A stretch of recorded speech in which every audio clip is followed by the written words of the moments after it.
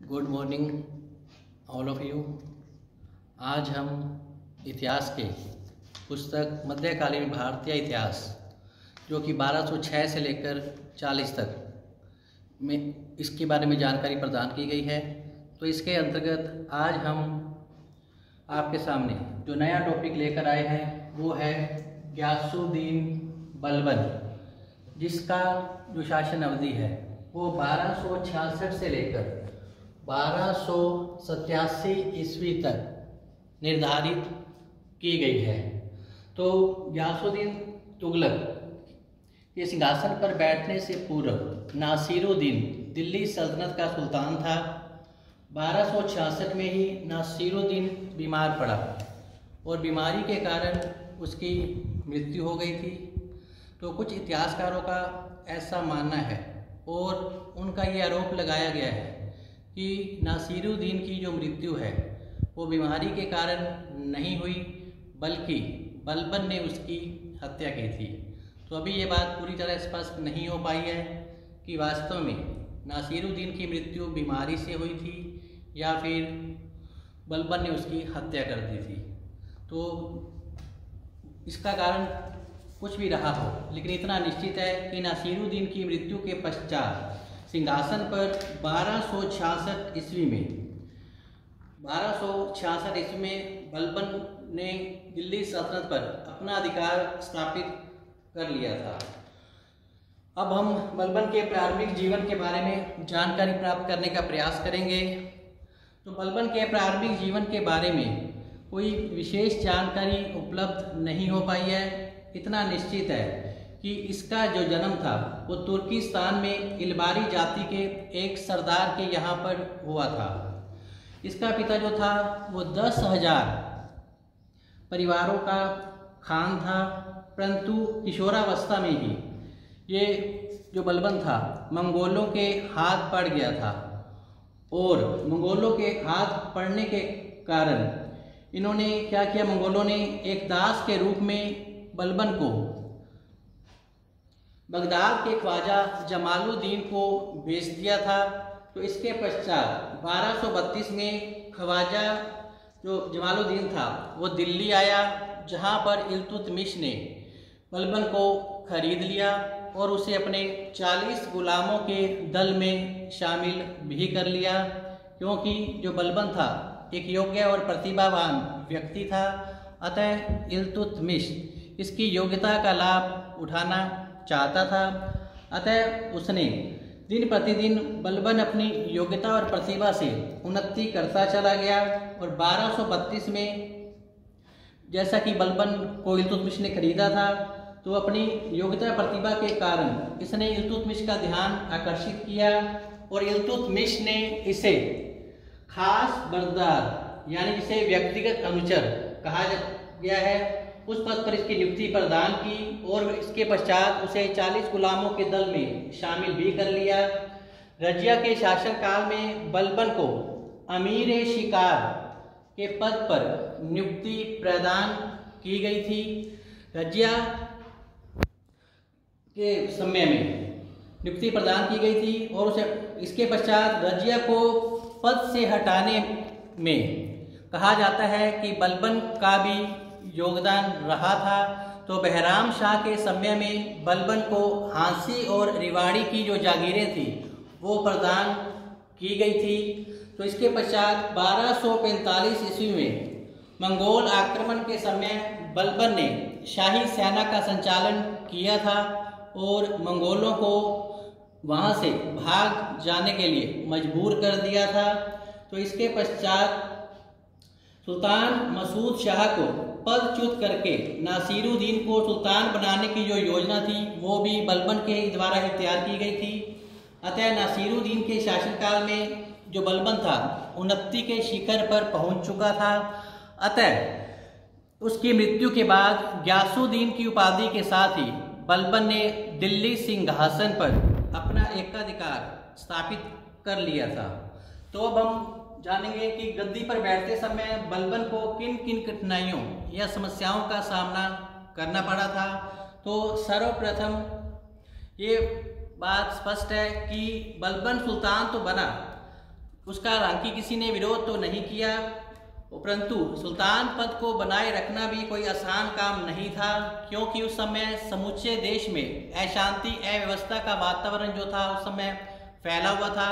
अनेक तुर्की सरदारों के जो विद्रोह थे उनकी गतिविधियां भी जोरों पर थी। अतः बलबन ने बड़ी कूटनीति, साहस और योग्यता से लोहा और रक्त की नीति का अनुसरण करते हुए इन कठिनाइयों पर विजय प्राप्त की और अच्छे शासन का संचालन किया। तो अब हम बलबन की समस्याएं जो थी उनके बारे में थोड़ी जानकारी प्राप्त करेंगे। जैसे ही नंबर 1 जो इसकी बलबन की समस्या थी वो थी, नंबर 1 है आर्थिक ढांचा लड़खड़ा रहा था। तो जैसे कि इल्तुतमिश की समय से ही अनेक तुर्की सरदारों के विद्रोह होते रहे थे और कुछ सुल्तान अयोग्य थे, उनके समय में भी विद्रोहों की गतियां जोरों पर थी। अतः उस समय आर्थिक ढांचा जो था दिल्ली सल्तनत का वो लड़खड़ा रहा था। अनेक तुर्की सरदार बार बार विद्रोह का झंडा खड़ा कर देते थे, जिसके कारण इन विद्रोहों को दबाने में राजकोष जो है खर्च होने लगा और आर्थिक जो स्थिति थी वो दिल्ली सल्तनत की वो खराब हो रही थी। अतः इस आर्थिक स्थिति को मजबूत बनाना बलबन के लिए एक चुनौती थी। नंबर 2 है 40 गुटों की शक्ति उस समय जो थी बहुत बढ़ चुकी थी। जैसा कि मैंने आपको पिछली वीडियो में बताया कि इल्तुतमिश ने 40 गुलामों के दल का गठन किया था। ये जो 40 गुलाम थे वो योग्य थे, प्रतिभावान थे, पुष्ट पुष्ट और वीर थे। अतः इल्तुतमिश ने इनकी योग्यता को पहचान कर इन्हें 40 गुलामों के एक दल का निर्माण किया और इन्हें उच्च पदों पर आसीन किया। ये जो 40 गुलाम थे वो इल्तुतमिश के प्रति निष्ठा और स्वामी भक्ति रखते थे और इन्हीं 40 गुलामों की बल पर इल्तुतमिश ने अपने दिल्ली के शासन का जो संचालन था वो बहुत अच्छे ढंग से संपन्न किया था। लेकिन बलबन के समय इन 40 गुलामों की दल की शक्ति बहुत ज़्यादा बढ़ चुकी थी और इन्होंने अपनी स्वतंत्रता की घोषणा करनी शुरू कर दी थी। चूंकि बलबन भी इन 40 गुलामों के दल में शामिल था, फिर भी इन बढ़ती हुई 40 गुलामों की बढ़ती हुई शक्ति को रोकने के लिए उसने एक एक करके इन 40 गुलामों की दल की शक्ति को नष्ट करने का प्रयास करना शुरू कर दिया, क्योंकि 40 गुलामों ने दिल्ली की राजनीति में हस्तक्षेप करना शुरू कर दिया था, जो कि बलबन को बिल्कुल भी सहन नहीं हुआ। नंबर 3 है कटिहार के विद्रोहों की गतिविधियां भी उस समय जोरों पर थी। नेक्स्ट है सुल्तान के पद की प्रतिष्ठा को कायम रखना भी जरूरी था। मेवातियों का आतंक भी उस समय काफ़ी बढ़ रहा था और मंगोल आक्रमण की जो समस्या थी वो भी इस समय बढ़ी हुई थी। लेकिन बलबन इन समस्याओं और कठिनाइयों से घबराया नहीं, बल्कि उन्होंने इन कठिनाइयों और समस्याओं का समाधान जो है करने का निश्चय किया। इन कठिनाइयों को उसने चुनौती के रूप में लिया और इनका निवारण करने के लिए बलबन ने लोहा और रक्त की नीति का अनुसरण करते हुए अपनी प्रतिष्ठा को कायम रखी और दिल्ली सल्तनत में शांति व्यवस्था बनाए रखी और अनेक तुर्की सरदारों के विद्रोह को उसने कठोरता पूर्वक कुचल दिया था। तो इस प्रकार बलबन ने लोहा और रक्त की नीति से मतलब यह है कि लोहा की नीति के अंतर्गत ये अपने विद्रोहियों को तलवार से काटने में संकोच नहीं करता था। ये अपने साथ नंगी तलवार रखता था। जो कोई भी विद्रोह करता था तो उसे तलवार से उसका सिर कलम कर देता था, और ताकि भय और आतंक का वातावरण बना रहे और जो तुर्की सरदार या हैं वो बार बार विद्रोह का झंडा खड़ा नहीं करे। और रक्त की नीति का मतलब ये है इसने अपने आप को उच्च वंश का मानते हुए, उच्च वंश से संबंधित मानते हुए निम्न वर्ग के लोगों से इसने मिलना जुलना बंद कर दिया था। इनका मानना है कि सुल्तान उच्च वंश से संबंधित होता है, अतः निम्न वर्ग के लोगों से उसे कोई संपर्क वास्ता नहीं रखना चाहिए। इसके अलावा मंगोल आक्रमण की भी समस्या थी, वो भी इसने चुनौती के रूप में लिया और मंगोल आक्रमण को रोकने के लिए इसने अच्छे प्रयास भी किए। तो इसके बाद हम जानेंगे कि बलबन का राजतंत्र सिद्धांत क्या था। तो अब हम बलबन के राजतंत्र सिद्धांत के बारे में जानकारी प्राप्त करेंगे कि आखिर बलबन का राजतंत्र सिद्धांत क्या रहा। तो नंबर 1, सबसे पहले बलबन का ऐसा मानना था कि जो सुल्तान होता है वो ईश्वर का प्रतिनिधि होता है, अतः वो स्वेच्छाचारी और निरंकुश होता है, उसे कोई आज्ञा नहीं दे सकता, न ही उसके कार्यों की कोई जांच होनी चाहिए। नंबर 2, बलबन का मानना था कि सुल्तान के अधिकार असीमित होते हैं, अतः इस पर अंकुश नहीं लगाया जा सकता, अर्थात सुल्तान अपनी मनमानी कर सकता है। और नंबर 3, बलबन के अनुसार ज़रूरत पड़ने पर लोहे और रक्त की नीति का अनुसरण करना चाहिए, अर्थात विद्रोह को दबाने के लिए अगर तलवार का सहारा लिया जाए और तुरंत सरदारों के विद्रोह को कुचलने के लिए अगर तलवार से उनका सर कलम किया जाए तो भी पीछे नहीं हटना चाहिए। और सुल्तान को जो है उच्च वंश से संबंधित है, अतः उसे निम्न वर्ग के लोगों से कोई संपर्क नहीं रखना चाहिए।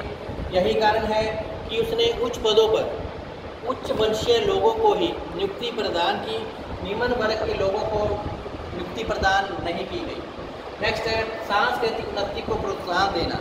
बलबन के अनुसार सुल्तान जो है उसे अपने देश की उन्नति के लिए, सांस्कृतिक उन्नति के लिए प्रयास करते रहना चाहिए। नेक्स्ट है निष्पक्ष न्याय प्रदान करना। बलबन का ये विचार था कि सुल्तान को निष्पक्ष न्याय प्रदान करना चाहिए। अगर उसके किसी निकट संबंधी या रिश्तेदार या मित्रों के द्वारा भी अगर कोई अपराध किया जाता है तो उसे भी कठोर दंड देने में पीछे नहीं हटा जाना चाहिए। अतः प्रजा को निष्पक्ष न्याय प्रदान करना सुल्तान का मुख्य कर्तव्य होता है। नेक्स्ट है काफिरों का उन्मूलन करना और इस्लाम धर्म का प्रचार प्रसार करना। जो कोई भी बलबन के विरोधी थे या इस्लाम धर्म के विरुद्ध आवाज़ उठाता था तो बलबन उनकी शक्ति का उन्मूलन करता था और इस्लाम धर्म का प्रचार प्रसार करना बलबन अपना मुख्य कर्तव्य समझता था। फिर है राजनीति को धर्म से अलग रखना। बलबन दिल्ली का वह सुल्तान था जिसने राजनीति को धर्म से अलग रखा और उसमें हस्तक्षेप करने का मौका जो है वो नहीं दिया गया। नेक्स्ट है उच्च वंशीय लोगों को प्रशासन के पदों पर नियुक्ति प्रदान करना। बलबन ने उच्च वंशीय लोगों को ही प्रशासन के उच्च पदों पर नियुक्ति प्रदान की। निम्न वर्ग के लोगों को उच्च पदों पर नियुक्ति नहीं दी गई थी, क्योंकि सुल्तान के अनुसार सुल्तान होता है वो उच्च वंश से संबंधित होता है, अतः निम्न वर्ग के लोगों से उसे कोई वास्ता नहीं रखना चाहिए। फिर है जन कल्याणकारी कार्यों के लिए प्रयत्नशील रहना। बलबन का ऐसा मानना था कि सुल्तान जो सुल्तान बनता है उसे जन कल्याणकारी कार्य करने से पीछे नहीं हटना चाहिए। उनकी सामाजिक, आर्थिक, राजनीतिक सुरक्षा के लिए प्रयत्न करते रहना चाहिए ताकि प्रजा में सुल्तान के प्रति निष्ठा और स्वामी भक्ति बनी रहे।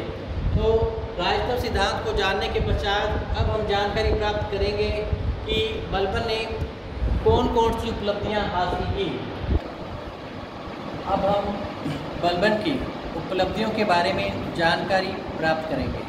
नंबर 1, सबसे पहले सुल्तान ने निरंकुश सत्ता की स्थापना की, अर्थात बलबन ने निरंकुश सत्ता स्थापित की जिससे कि पद की प्रतिष्ठा को स्थापित किया जा सके और साम्राज्य को सुरक्षा प्रदान की जाए। अतः जो बलबन था निरंकुश शासन करता था और अपनी मनमानी के अनुसार शासन कार्य का संचालन किया करता था। नंबर 2, 40 गुलामों के दल का नाश या पतन। तो इन 40 गुलामों के दल का जो इल्तुतमिश ने निर्मित किया था, लेकिन बलबन की गद्दी पर बैठते समय इन 40 गुलामों के दल की शक्ति काफ़ी बढ़ चुकी थी। बलबन नहीं चाहता था कि ये 40 गुलाम उसके शासन कार्य में बाधा उत्पन्न करें, अतः बलबन ने अपनी लोहे और रक्त की नीति के द्वारा अपने एक जो गुलाम थे 40 उनको एक एक करके उसने अलग कर दिया, उनकी शक्ति को बिखेर दिया और उनको एक एक करके उनका नाश कर दिया, क्योंकि जो बलबन था वो निरंकुश शासन स्थापित करना चाहता था और अपने कार्यों में किसी तरह का हस्तक्षेप उसे अच्छा नहीं लगता था। अतः बलबन ने इल्तुतमिश द्वारा निर्मित 40 गुलामों के दल की शक्ति का नाश कर दिया था। नंबर 3 है मंगोल आक्रमण से सुरक्षा। बलबन ने मंगोल आक्रमण से सुरक्षा प्रदान करने के लिए उसने अपनी नीति के अंतर्गत अनेक कार्य किए थे। बलबन ने मंगोलों के आक्रमण इस बलबन के समय जो होते आ रहे थे, उन आक्रमण को खतरा जो दिन प्रतिदिन बढ़ रहा था, फिर से साम्राज्य की सुरक्षा के लिए बलबन ने कुछ महत्वपूर्ण कार्य किए, जैसे किन मार्गों से मंगोल आक्रमणकारी आते थे उन पर नए दुर्ग बनवाए गए और शक्तिशाली जो सेना थी वो चौकियां स्थापित की गई थी। नंबर 2, सीमांत सुरक्षा का जो दायित्व है वो विश्वसनीय व्यक्तियों को सौंपा गया और इस प्रकार उसने प्रारंभ में अपने चचेरे भाई शेर खान को ये दायित्व सौंपा, जिसने मंगोलों में भय का वातावरण उत्पन्न किया था। इसके पश्चात 1270 में उसने यह दायित्व अपने बेटे मोहम्मद खान और बुगरा खान को सौंप दिया था। नेक्स्ट है, सीमा प्रांत के पुराने दुर्गों की मरम्मत करवाई गई और वहाँ पर भी योग्य सैनिकों को रखा गया था। इसके पश्चात नंबर 4 पर है, मंगोलों के आक्रमण अचानक सामना करने की दृष्टि से बलबन ने साम्राज्य विस्तार की नीति का त्याग कर दिया था। तो बलबन के प्रयत्न के परिणाम स्वरूप भी सीमांत क्षेत्र में शांति कायम हुई, लेकिन 1255 में जब मंगोलों के आक्रमण हुए तो बलबन ने उन्हें शांत किया। इसके पश्चात 1279 में मंगोलों के आक्रमण पुनः आरंभ हो गए और इस बार भी वे बुरी तरह से पराजित हुए और 5 वर्ष तक उन्होंने आक्रमण करने का साहस नहीं किया। इसके पश्चात 1285 में तैमूर खान के नेतृत्व में मंगोलों ने पुनः आक्रमण किया। इस बार इल्तुतमिश के पुत्र मोहम्मद खान ने उन्हें पराजित कर खदेड़ दिया, परंतु स्वयं वह इस संघर्ष में मारा गया और इससे बलबन को गहरा सदमा भी पहुंचा था। तो इसके पश्चात हम बात करेंगे मेवातियों के विद्रोह का दमन।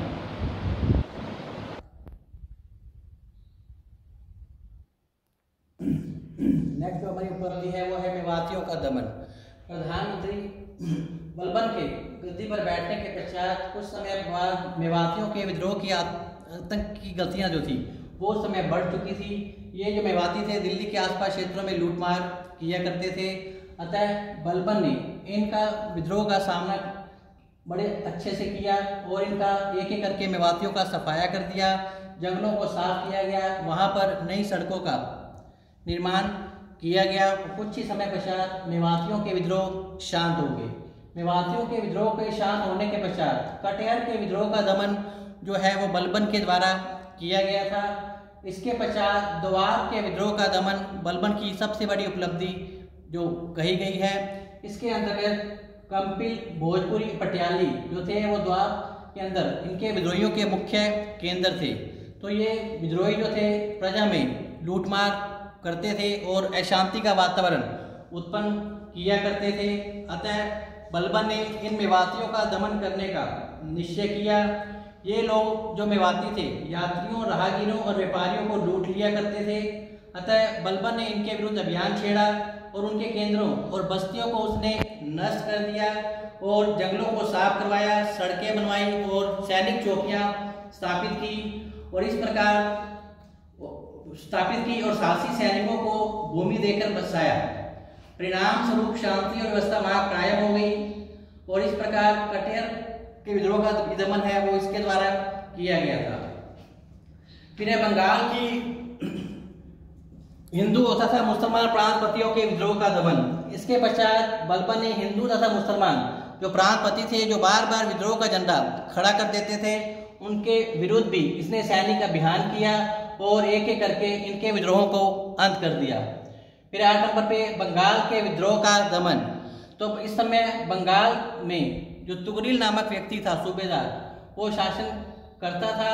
तो बलबन के समय जो तुगरिल था वो बलबन का इजाज था, लेकिन इस समय बंगाल के अंदर सूबेदार होने के कारण दिल्ली में अशांति व्यवस्था का वातावरण देखते हुए तुगरिल ने अपने विद्रोह का झंडा खड़ा कर दिया था। तो जिसके दमन के लिए बलबन ने अमीन खान नामक एक सेनापति को भेजा, तो जो कि तुगरिल को हराने में असफल रहा था। इस पर बलबन ने अमीन खान का वध कर दिया और स्वयं बंगाल की ओर उसने प्रस्थान किया।